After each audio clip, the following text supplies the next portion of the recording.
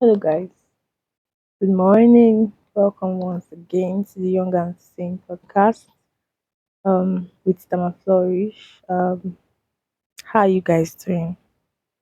How is the holidays, December holidays going? So yeah, I hope you guys are fine. So this is the Young and Sane podcast.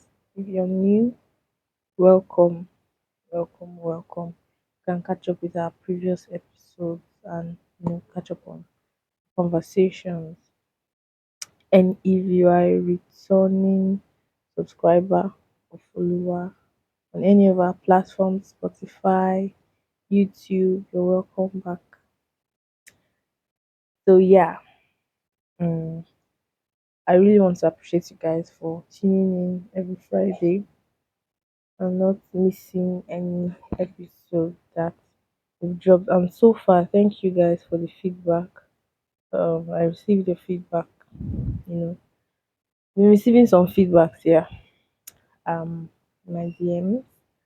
And thank you so much, guys, for showing up to listen to the content that we put out. It's not just enough to put out content. When people listen to it and they're inspired and they like it, it goes for that to encourage us to in creating this content and putting our hearts and love to it. All right. So last week we talked about men. And this week is not going to be any different because we're going to be continuing our conversation about men. And last week, we talked about quite a number of things. Started from the perspective of what, um, you know, how men should have been, right? But it wasn't exhaustive. I just talked about um, the blueprint, foundational principles or responsibilities of men, right? And I was just trying to say that to relate it to what men are in a society these days, how society has redefined the narrative about men, and how a lot of people have embraced those redefined narratives as what is and should be the norm, what a man should be, which is not correct. All right, so today we're going to be talking about men, but the ideal man, the real man. And I remember, I just want to state this out. I know that um, in the past I used to think that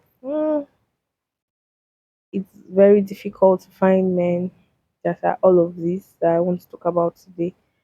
But I think one thing that influences the kind of people we find, right, the kind of people that we see, is our environment. If that environment is, um, I don't want to use the word basic, but if that environment is not enlightened, right, if the people in that society are, you know, behaving abnormal, right, not the norm, because we've actually, in the world today, we've actually taken the norm to be abnormal to be the norm, while normal is now like what is called abnormal. But yes, the real abnormal has become the norm. And so in a lot of society where there is no enlightenment, where there is no upgrade in their minds and their thoughts and mindsets and beliefs and value system, you know, you see a lot of things that people do and you just become accepting of it that this is the norm. So what we talked about last week, how men, you know, I mentioned that there were myths, right, of men, um what people think a real man should be, those are myths. And previously I used to think that all men were just like that. And I'm trying to say this because, as I said earlier, the environment you grew up in determines how you view the world, your perspective, right? So based on the environment I grew in, I saw a lot of those kinds of men. And I thought it was a norm. This was how they were. But now that I'm growing up and checking through the scriptures, which is the basic blueprint for life and existence on earth, and also looking at enlightened society, interacting with some enlightened minds, right? I found out that there is an ideal, there is a way a real man is supposed to be. And based on the spoken word of poem I talked about last week by Sean Smith, this was all he was trying to say in his spoken word. And I think we're going to have some time to read it and get through it. So I just want to get into it. All right. I hope that we're not going to be bored because it's quite a lot, but he covered this in 10 minutes. So hopefully, in 10 minutes, we would be done. And remember that last week it was based on this spoken word or poem, about men by Sean Smith, that we talked about the might, the myth, right, of men in our society today, the myth of what a real man is. So we're just going to go into all of that because it's captured in this poem. And with to God, we're going to do that in 10 minutes. So we're going to go through it, right? And then I'll give my commentaries or whatever subsequently. So, and let me also say this. Um, I'm reading this so that we can together, you know, distill what a real man should be from a man. It was a man, Sean Smith, that talked about that, that said this. He he had this spoken word or poem. He said all of this in a TEDx talk, right? And so I just want to reiterate all that he said, hopefully word for word. So you see what a real man is or should be from a real man. And I'm just re-echoing what he said. All right. So um a real man or men by Sean Smith. Imagine with me for a moment a word peaceful and loving as you can. What do you think that word would say about what it means to be a real man? When I was young, I heard the mighty tales of mighty warriors and their crusades, the superheroes saving the world in their uniforms and caps and capes. I want to be a hero, Mom. I could fly up in the clouds. Hey, Dad, look what I could do. Doesn't it make you proud? They cheered me as I beat up the bad boys and put them all in jail. As long as I had my superpowers, I will never ever fail. And then one day, too soon, I learned I didn't have these superpowers, and that cape was just a piece of cloth. Man, I cried for hours. As I grew up, I determined to achieve my aspirations. I had to find another way to feel those celebrations because that shade of insignificance is where no one wants to be, where they laugh at you, call you names, and that's if they even see who you are at all. The worst pain is being invincible on nobody, on nothing, not mattering, unmissable. So I step into the light and heroically claim to be invincible. I slap on all my warrior paint and hope that it's unrinsable. I strap on all my armor and I hope that it's unbreakable. I scream out loud, I'm brave, and pray to God it's fakeable. The crusade that I'm now fighting is no longer just to win my rejection. Fear is thriving and I'm desperate to fit in. So I put on a different costume of toughness and perfection. But through the years, I lost who I really am. It's all projection. I'm doing everything I can with everything I got to confirm I really am a man. Please don't say I'm not. I'm willing to prove myself to you. I'm down to play that game. I'm willing to lose myself for you because it's better than the shame.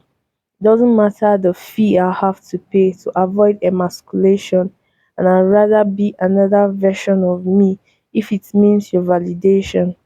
Now, the main rules they taught me were simple, though all I got to do is win only, all the time, every time, because losing is a sin. Oh, yeah, and I can't have any fears. There'll be a girl, I show I'm weak. They said they'll be better, they'd be better not catch any shameful tears sliding down my cheeks, because if you do, you're out. They say you'll be a liability, being vulnerable as a quickest way to lose our credibility. You better keep that macho armor on. It's the only way to be tough, and we are watching you. This game never ends until you prove to us you're enough. And so I birthed my alter ego. Wherever I go, he goes altered, a Superman disguise, in case the real me ever faltered. But over time, my cloud of self delusion changed the plan. The man of steel illusion began to steal the man. I sealed myself inside, but paid the price of preservation. The shield I built to hide was a device of self castration. I rip off the hero clothes I was convinced would give me flight, and I learned it all along. I wore a cape of kryptonite because I doubted that the real me was a man worth celebrating. I built a masculine facade that was itself emasculating. So, what do you do when you learn that the solution is the problem? You tear the whole thing down. That's what starting at the bottom. Because what if being man enough was actually not a spectrum? And what if man's transparency would actually not infect them? And what if a man could lose and actually retain his admiration? And what if those tear filled cheeks could actually lead to liberation? And what if being a man didn't mean finding courage in a flax? And what if being masculine didn't mean hiding behind a mask? And what if being a real man meant it's okay to ask for some help, for a hug, or just someone's ear, a safe space to be open, transparent, and sincere? And what if being a man didn't mean controlling what everyone's seeing? And what if being a real man was just a man being rigid without commitment to provision and protection? Sorry, let me take that again. And what if being a real man was just being a man being rigid with our commitment to provision and protection, expressive with our emotions for powerful connection, authentic with our humanity, being flawed and letting it show, and loving with everything we do and everyone we know, rigid, expressive and authentic and loving. That's a man being real. And the only way to gain their trust is by showing them that we feel. The only way to claim our truth is by losing the disguise, and we don't need that boot. The Superman inside can rise to the strength of a gorilla without beating on our chest, though the honor of a champion without always being the best, though the respect of a five-star general, well, sometimes being a mess. Joe, I think the time has come for real men's manifesto. A real man knows the healing power of sacred vulnerability. He has the courage to be afraid and conquers anger with humility. A real man is raw, genuine, and transparent. He knows his masculinity isn't proven, it's inherent. A real man is emotional and lets his feelings flow. He's not concerned with losing status if he lets his feelings show. A real man knows his strength will never come from being violent. He honors self control and the wisdom of being silent. A real man faces, embraces, and releases his own pain instead of projecting it, deflecting it, or misdirecting it in vain. A real man doesn't need to chase approval from his peers. His voice of inner truth is the most important one he hears. A real man finds value in protecting and providing.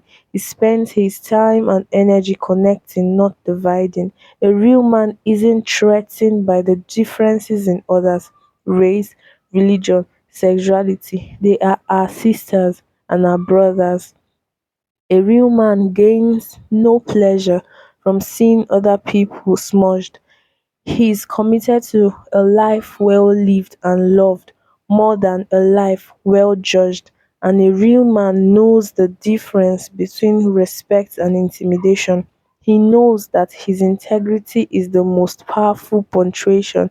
So, the bravest thing we have to do, the highest mountain we have to climb, is dropping all the nonsense and flipping this paradigm.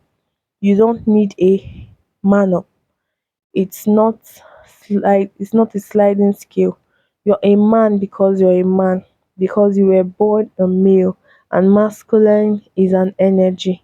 It's not a judgment or a decision, and vulnerable is not the enemy, but that to get out of mental prison. So imagine with me for a moment a world as peaceful and loving as you can without a definition of a real hero. It's just a man being a man. So that's the end of it. I hope I was able to, capture that in I'm not sure I could capture it the way he did, right? But I just tried to read out all that he said. I did that in over 10 minutes. So yeah, from you can see from all these things now, he I won't go over the poem again, but I just want to pick out a few things that you must have heard while I was reading. A real man is not a man that forms this superhero cascade, wears his cape, you know, macho up to hide all of his flaws, limitations, and fears, right? But a real man is a man because he's a man. He was born a male human, right? So that is why he's a man. So a real man is a man is a man because he was born a male. That's just the definition of being a man.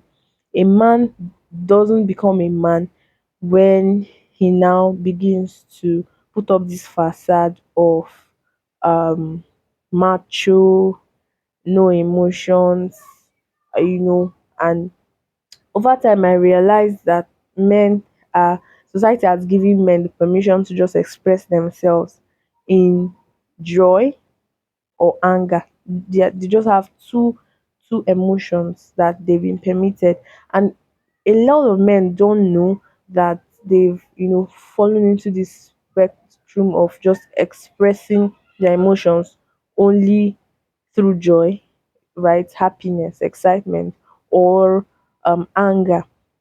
And you see that even sometimes it feels like they don't even have the permission to express happiness, the way they want. But when you look at them when they watch football matches, you will see that guys can be very expressive. All right, you see them express pain, you see them express disappointment, you see them express sadness, and all of those things when they are enjoying their favorite, right, games, football. And so this is just the kind of ditch that guys, men have fallen into because of um, over time wrong premonitions and definitions of what it means to be a man. But from this poem that I have read, right, this man is saying that what if a man's transparency, what if being vulnerable would not actually infect you or them, infect anyone, right? If you find a woman that doesn't love you for your vulnerability, you find a woman, or you find yourself in situations where the people that surround you, you can't really be yourself, you can't express yourself. What are you doing there? They are not your people. If you're always presenting your alter ego, that part of you that you want to be loved, the part of you you have created according to society's expectations of who a man should be, if you find out that in the spaces that you show up, the friends that you have to always come with that alter ego man, right? The one that society accepts, then you should know that those people are not for you. A man should be able to be free. And this is something that I have over time with my relationships. I'm not talking about romantic relationships now. But having friends, I want them to be as free as possible. Express yourself, express yourself. Sometimes we call it pettiness, but see, be sad however you want to be sad. Anything that, probably something happened to you. I was talking to one of my friends very recently last month, and I was telling him that I love how he doesn't hide his emotion. Like, he's just, if he's sad, is going to show, right? Even when he's trying to hide it, he can't, right? I don't know whether it's because I noticed I'm too sensitive or something like that, but I don't know. But I was trying to tell him that I want you to be able to express yourself. If you are disappointed with maybe something I've said or something that I did, I want you to be able to say it. Don't be scared. The highest thing is I'm going to try to explain myself. If it was a misunderstanding, right? You misunderstood my intention. I'm going to try to explain myself, but I want you to be yourself. All right. I want you to be open, honest, transparent, vulnerable as much as you can be. I'm a safe space. So, as a young female adult, I'm growing up to realize that men need safe spaces. See, the society has relegated them in ways that are very unbecoming, in ways that are very, you know, not good. They're not good. I lack words to describe what society has actually done to men. And a lot of us women, we carry this premonition of who a man should be, these wrong notions, and then we put them under the pressure of always showing up with their alter ego. And so you're with a guy, but you don't really know who he is because he's always showing up with his alter ego. And that is wrong, that is bad. All right, men should just be allowed to be humans.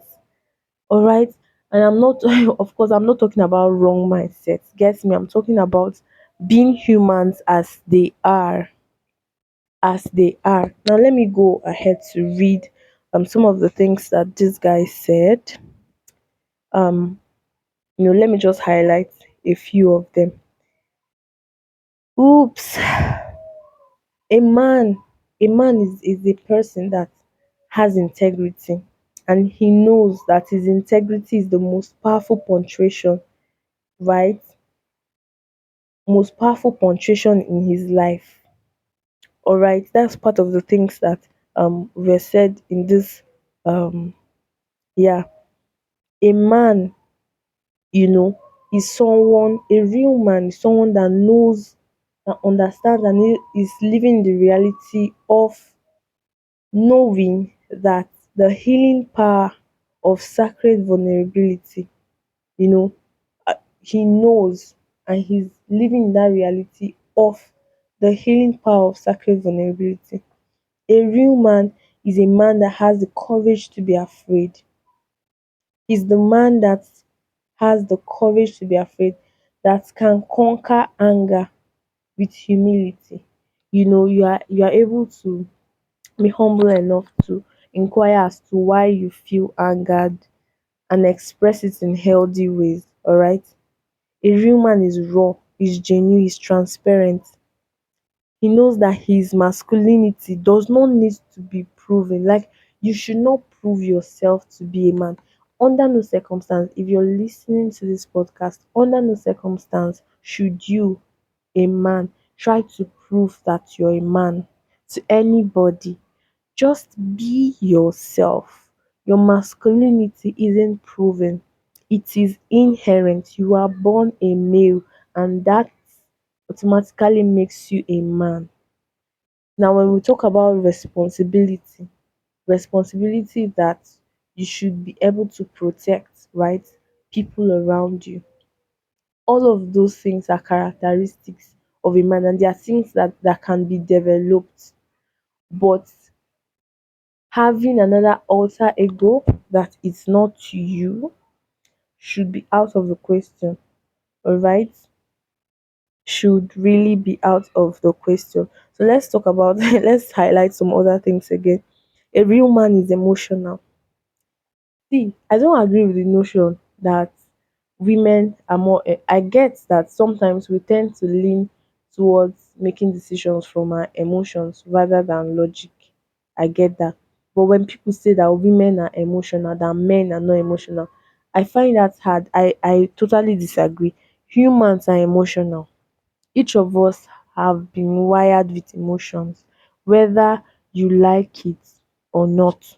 Okay, and so men are emotional. I think men are even more emotional than women, but it has been quoted and couched in a way that when they do things, it doesn't look like emotions because people have actually shut down their emotions and not let them feel. But a lot of times, when they say things, when they make decisions, I kid you not, it's also from a place of emotion. We're going to talk that about that maybe later. But yes, I believe that humans are emotional. Let's not even cap. Let's not even cap. Let's not even cap. And the only emotion that guys have been allowed to express is anger. And so sometimes we're like, they're not emotional. It's women that are emotional because we cry. No, no, I think men should just be allowed. Please, you guys, be as emotional as you can be. A lot of you say you cannot cry. And I'm like, so, but you have a tear gland, right? God did not make women and make men and say, let there be tear gland in women and let there be no tear gland in men. Your tear gland is there for a purpose and you should utilize it. All right. So a real man is emotional and he lets his feelings flow. If you're angry, you show it. I know that they've only been permitted to show anger. If you're sad, if you're feeling down, like whatsoever you feel, disappointed, betrayed, let your emotions flow. Unhappy, let your emotions flow. All right. When you let the emotions flow, that you can deal with them. And I know that a lot of men don't even know how to identify the emotions that they feel. They just categorize it on two sides, happy or angry. I think we should get into that maybe in later times. But yeah, a real man should not be concerned with losing his status. He should let his feelings flow, let his feelings show. A real man knows his strength will never come from being violent. Being violence though is not a show of strength. It is not a show of strength. He honors self-control. A real man has self-control. A real man has the wisdom of being silent. A real man faces, embraces, and releases his own pain. He identifies that he's going through pain. He faces it. He releases it, right? Instead of projecting it, instead of, just storing up all the feelings that you have and letting them out one day and having an anger outburst or projecting it on someone, you know, or deflecting it or misdirecting it in vain. No, a real man should be able to let his emotions show, flow, face his pain, embrace his pain, accept, okay, I'm feeling pain, I'm hurt by that, and release it in the appropriate ways. There's just a lot here. A real man does not need to chase approval from his peers. See, all these guys that because your peers have slept with 1,000 women, you also want to prove that you are a man by sleeping with 1,000 women. That's absurd. That is crazy. You don't need your approval. And just saying these things is not enough, right? It just means that because of the constructs, the social constructs, because of the mindsets, because of the beliefs, because of all these things, over time has gone, you know, into our subconscious and has fueled how we think about life. It then means that a lot of people have to go through healing from trauma, have to go through inquiring into their mindsets and their thoughts and their beliefs to actually understand the root. So curiosity is very important here because it doesn't just stop by saying it. There has to be a real work that should be done. So I'm just trying to define to you who a real man is. All right. He doesn't need approval from his peers. His voice of inner truth is the most important, and you have to have a healthy voice of inner truth. All right. Then he spends his time and energy connecting, not dividing. He isn't threatened by differences in others. He gains no pleasure from seeing other people smudged. A real man is committed to a life well lived and loved. You know, just wants to live and love more, more than a life that is well judged. Doesn't want to be the most, how would I put this now? What this means is that you want to live fully, you want to love fully, and you are not constrained by criticisms of society, the judgments, the all of those things that society tries to put on men and then pressure them into these molds that are not real men, but then alter ego, false, and all of those things. So, a real man knows the difference between respect and intimidation. And I see this is something that has is just rampant everywhere. A lot of people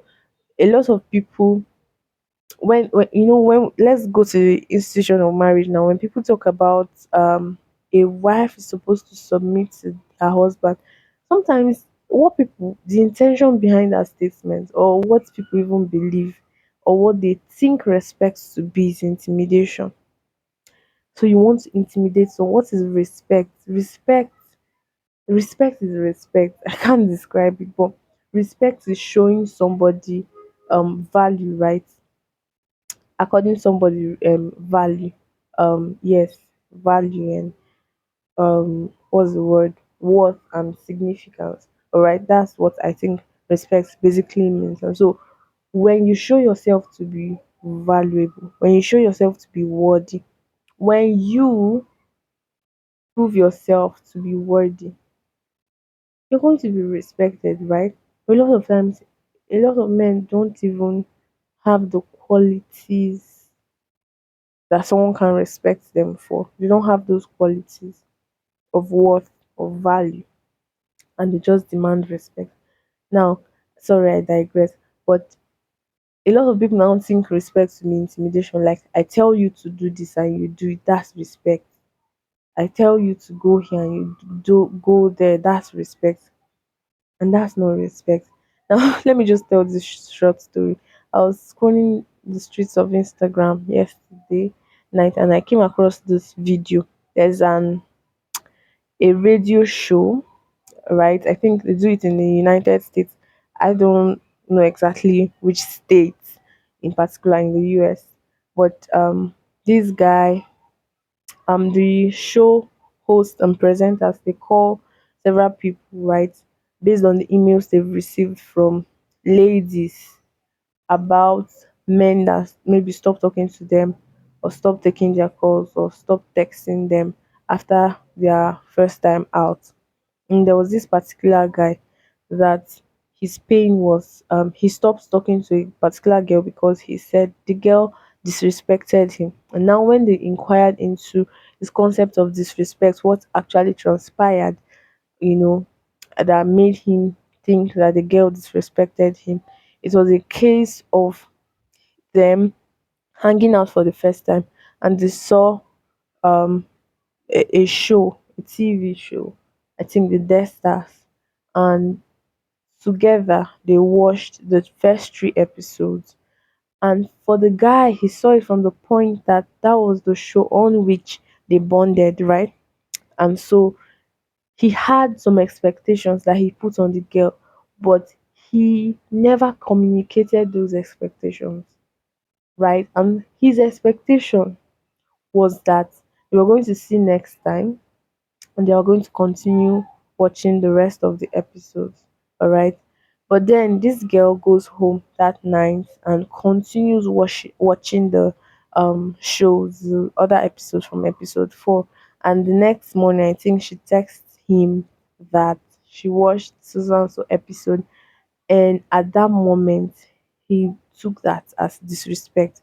So I'm just trying to show you people's perspectives of what disrespect could be, that he can. And then on the show he was talking about how he cannot continue talking to her because she disrespected him. He cannot be with someone that disrespects him. And this was his definition of disrespect, that why would she go home to continue watching a show, a TV show that they both started watching together, without letting him know, or without letting without informing him, or without waiting for them to see next time and for them to watch. And the girl was confused. Like, we had no agreement after watching that show that we're going to continue watching the show together. There was no communication as to that. And how they even ended on that note was just good night, and they hugged and parted ways. There was no, setting up the next moment that they were going to meet and all of those things. And the girl was utterly shocked. She was shocked to her marrows, and everybody in the studio too was shocked. And why the guy was reiterating the story, he kept on, they were laughing in the studio. One particular guy was laughing, and then he kept on saying, "Do you think this is not a big deal?" Like, for him, his own perspective was that this was a big deal, and he communicated a lot of disrespect to him. But then now I think he's going through a lot of things, right? His mindset is warped. Like, he just needs, there's something inherently very wrong with him for him to think that that action was disrespect. There was no communication, guy. Like, so what were you expecting? How do you set expectations on someone without communicating your expectations? And when the person does not meet up to the expectations that were in your mind, you feel like that's a disrespect, that something's fundamentally wrong with that guy. But yeah, so you see how people's perspectives can be warped based on respect, what respect is, and all of that. So I'm trying to say, the point that we're trying to make before we got into this gist was that a real man knows the difference between respect and intimidation. I just wanted to highlight how respect can be different to people based on their perspectives, and all these things stems from trauma and mindset, warped mindset, beliefs, and all of those things, which needs to be worked on, because I don't think men can become men based on the fact that we're just talking about what men are, what they are actually supposed to be, who a real man is. So I don't think men can change by just listening to who a real man is. So I'm just trying to say all this to point you back to the direction of, there needs to be a work that needs to be done. And see, if you're listening to me from Nigeria, I stay in Nigeria, I'm a Nigerian. I live in Nigeria. We have a lot of these men in society with warped mindset of what respect is, just using that as an example. A lot of warped mindset of who a man is, and traditions did not even make it easy for us, right? Based on the traditions of our from our cultures and all of those things, we've grown up with certain expectations of who a man is, but that's not true. A man is a man because God made him a male, right? He was born a male, so he's inherently a man. Every other thing that he performs as a function of a man should be accurate, and fall in line with the blueprint of what the creator determined from the very beginning. Yes, so there's just a lot of things about who a real man is. A real man does not need to man up. There's no such thing as manning up. There's no such thing as manning up because there's no manliness that you want to attain that you are not already. Okay, so I think when we use the phrase be a man, that's very wrong. Very, very wrong. Very, very wrong. Be a man, be a woman, like that's very wrong. So being a man is not, it's not a judgment. It's not a decision. Like there's no such decision as being a man. Like there's no way you can this one is a man, two male adults, and then you pick this one and say this one is a man, this one is not a man. Why? And it's based on society's warped, you know, context of who a man is. So with these few points of mine, I hope I've been able to, show you some perspectives of who a real man actually is. And a lot of times we do not talk about the real man. A lot of people don't really understand the real man. They've called the real man the man that society has, you know, dictated a real man to be, which is very wrong, by the way. But I hope with this podcast episode, all we've spoken to here, you can be able to understand who a real man actually is. So we are wrapping up, we're coming to the end.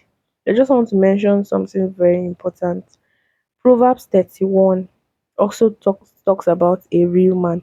A lot of times when we talk about Proverbs 31 from the scriptures, from the Bible, people do not mention the Proverbs 31 man. We only highlight the Proverbs 31 woman, but that's okay. Proverbs 31 man was highlighted in verse 11, verse 23, and verse 28. A Proverbs 31 man is a real man. He trusts in his wife's safety. Now, for those that are not married, all right, you have trust. You have trust for people. Like there's just a lot of things right now that I do not want to go to. But for a Proverbs 31 man, let's talk about in the context of marriage right now. He trusts in his wife safely. All right. He allows her to explore. He allows her to grow. He allows her to expand. He has a capacity. He has a threshold. He is a man of value. He's a man of stamina. He has a lot of foundation. Like his structure is solid. All right. And I'm talking about his mind structure is solid and has a lot of capacity to host this woman who has so much virtue and value. He is known in the gates when he's sitting among the elders of the land. And so he's a man of integrity. People know him. All right. He's a man of integrity. He's a man of capacity. He's a man that trusts in his wife. He trusts in her ability. He trusts in her confidence. He loves her value, right? And he's a man that does not withhold his praise from his wife. He calls her blessed and praises her. So if you're a single guy, just look at these things. If you're trying to get ready for marriage, are you these things? Can you trust in a woman safely? Gaskia, like, can you trust in a woman completely? Can you allow a woman to explore her values, her passions, the things that she delights in? Can you allow her to explore her interests? Can you allow her to grow and grow so much, whether at the front lines or behind? Can you allow her to grow? Can you allow her to expand? If you're a single man, these questions are for you. And if you're married, you have to ask a question: are you doing these things? Can you do these things? You know, do you feel this way? Do you have this capacity? Ask yourself these questions. If you're a single man, do you have integrity? If you're married, do you have integrity? Are you known for integrity? The Proverb 31 man, he is known in the gates when he's sitting among the elders of the land. He's known. And you cannot be known if you don't have integrity. You cannot even sit with elders if you do not have integrity, all right? So, you must have integrity. Do you have integrity?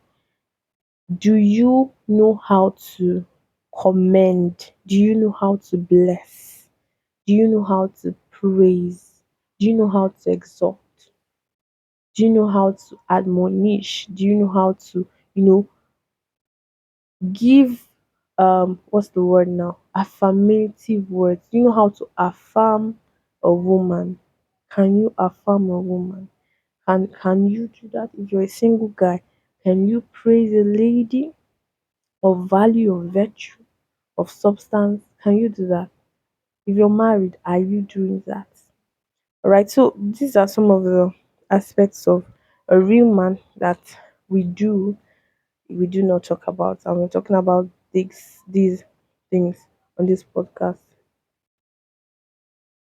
So we're wrapping up just a few minutes more.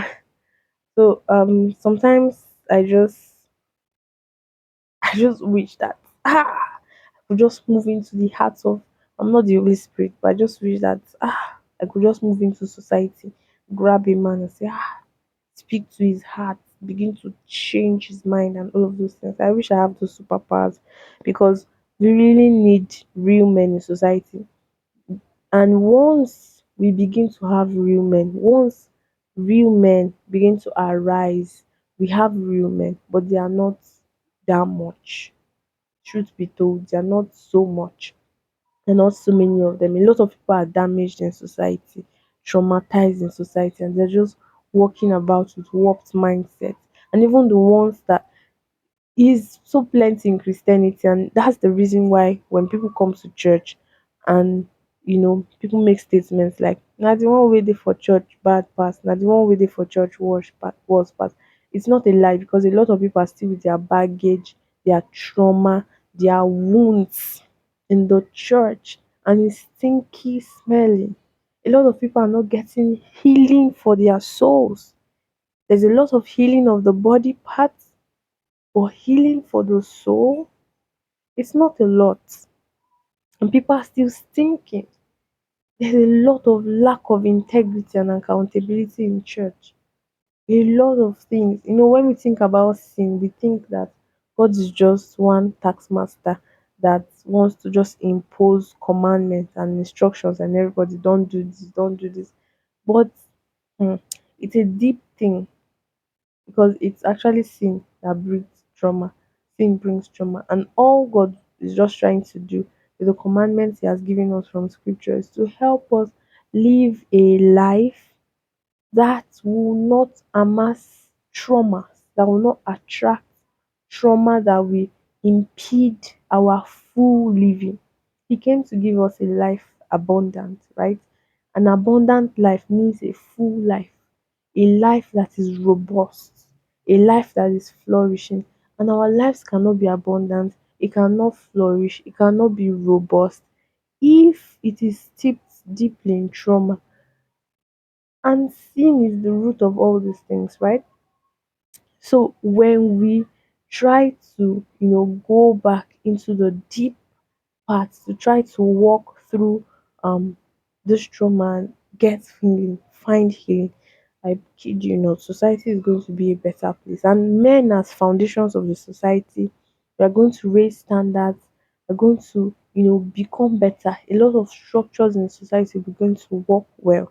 Honestly, honestly, a lot of things will begin to get better because the corruption in this world is deteriorating, is getting much worse than we have ever known it.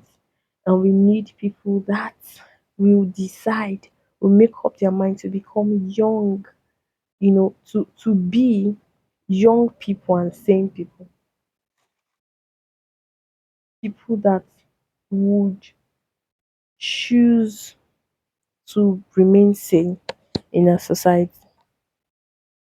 All right. So we all need that. We all need that. We all need that. We all need that. So we've come to the end of this episode. If you enjoyed this episode, you can drop your comments, like any review, going to be in the comments to read.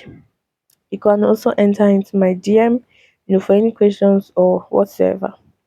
So yeah, thank you so much guys for listening in on this episode. Um I felt so happy, sharing all of these things with you guys. And I hope to see you in the next episode of the Young and Sane podcast. Our mission here is to, have a lot of people that are determined to be young at heart, and also sane. All right, so that's just our mission here. See you guys on our next podcast episode with Tamarflourish. I remain your host, Tamarflourish, and I love you. Enjoy your holidays. See you next week. Bye.